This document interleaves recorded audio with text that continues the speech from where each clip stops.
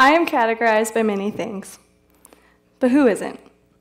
The two that I'm most proud of is being an older sister and being a millennial. Both have fueled my trailblazer mentality and give me something to blame my shortcomings on. As an individual living in a millennial generation, I seek adventure through my career aspirations, and I'm not the only one.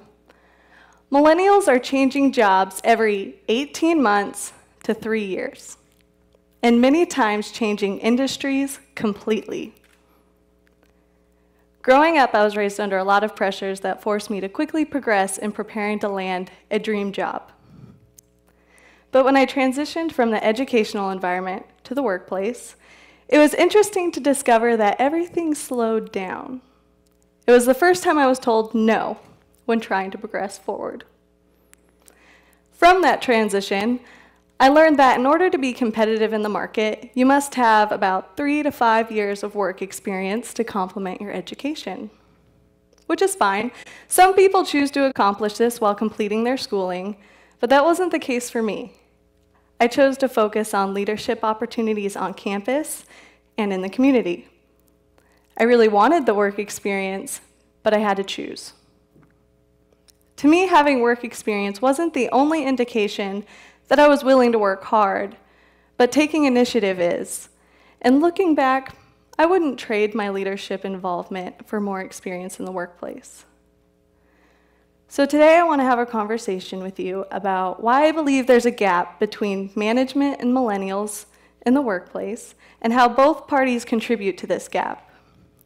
I have a unique perspective because I am both a millennial and in management at a hospital, and I hope to offer takeaways for both sides to help bridge this gap. Most research that I have found written to managers offers tips, tricks, key principles, and characteristics, all to aid in better understanding millennials. While I agree with most of it, the main point I want to ingrain in your minds today is that millennials need a mentorship in the workplace. And to be clear, I'm not suggesting a structured mentorship program that feels like an arranged marriage, but more so a mutual relationship. It's unfortunate that the word millennial even carries such a negative connotation, because even though I knew I had a lot to offer, I felt like no one was going to listen to me or respect what I had to say just because I didn't know my way around the office. But I'm a highly flexible employee, and I value training and development over a high salary. And I know there are many other generations that will feel insignificant in certain situations in the workplace.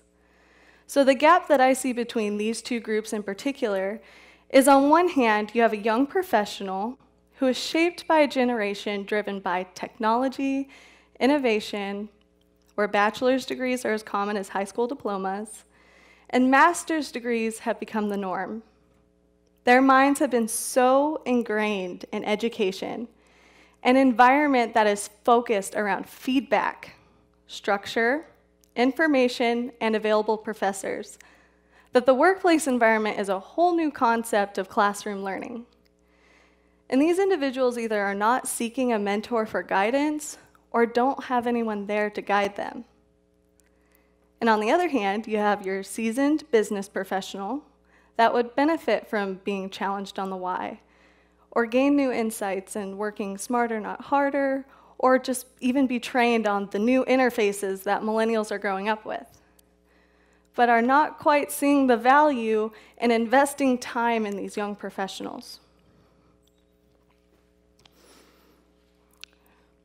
So why is this important? Why am I up here talking about this with you today? Pew Research did a study about the top 15 findings in 2015, and guess what number 5 was?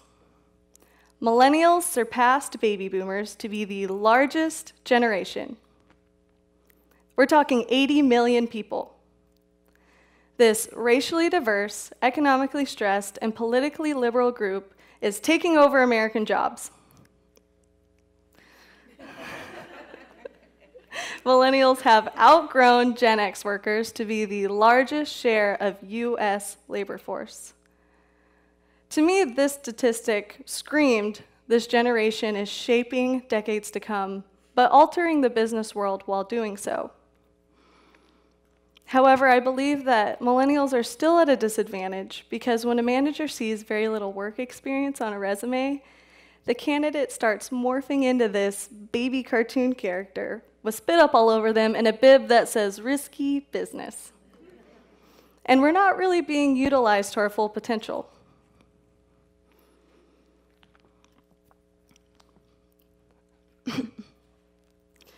In the midst of the daily grind, I can understand management having a hard time connecting with this generation because of their preconceived notions of entitlement.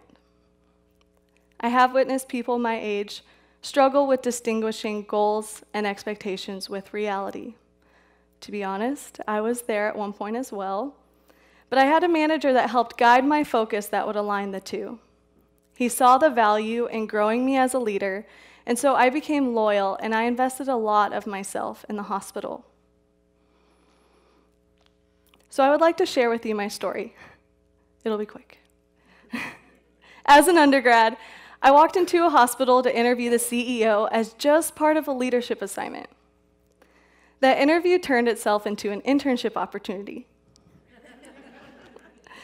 During the first 3 months of not really knowing my place, I spent a lot of time in the OR watching surgeries when I really wanted to be an administrative intern, learning a different form of operations.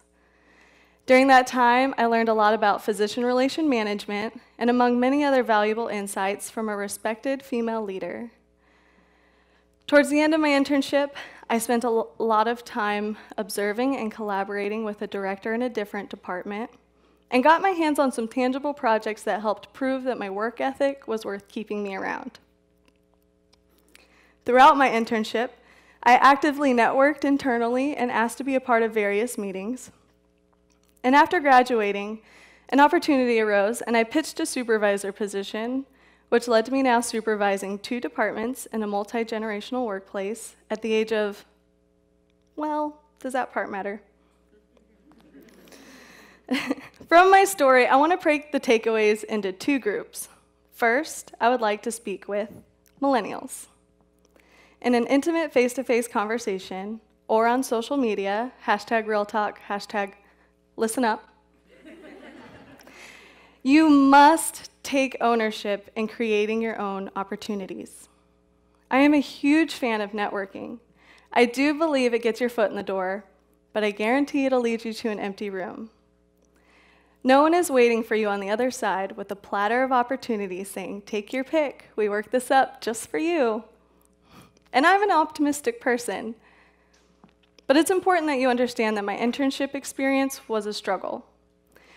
You absolutely have to prove your worth. So let me clarify my story. At the time, there was not an administrative internship program at the hospital.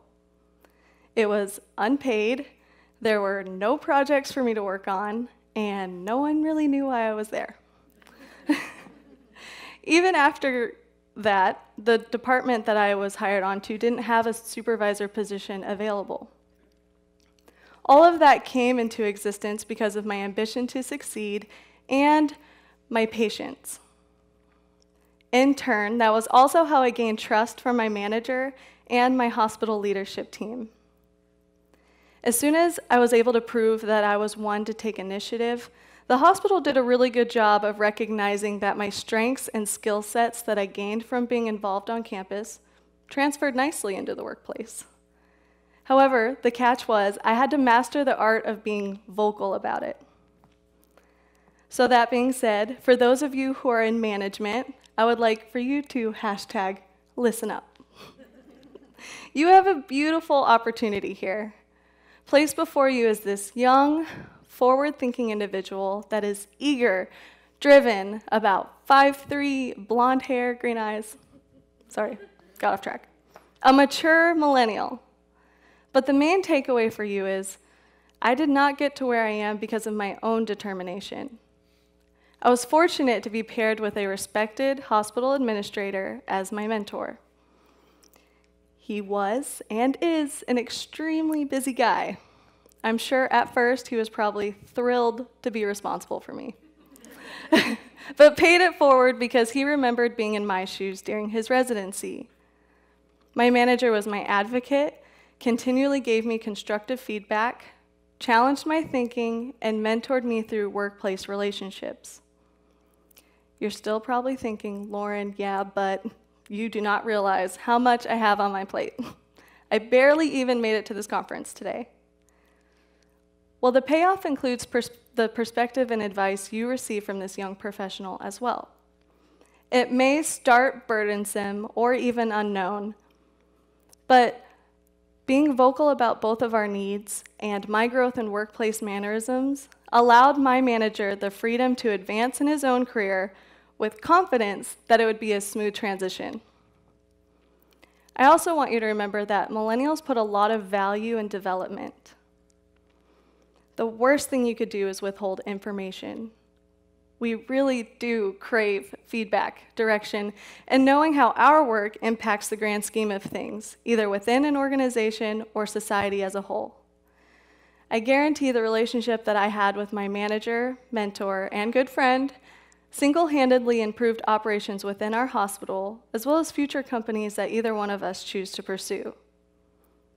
And to conclude my takeaways, as an older sister, what I want my little siblings to hear from this conversation is you can be on any path your heart desires in your career. But to be truly successful, you must take initiative in all things that you do, because you're living in a world that needs you, but is not going to wait for you. #RealTalk, and thank you.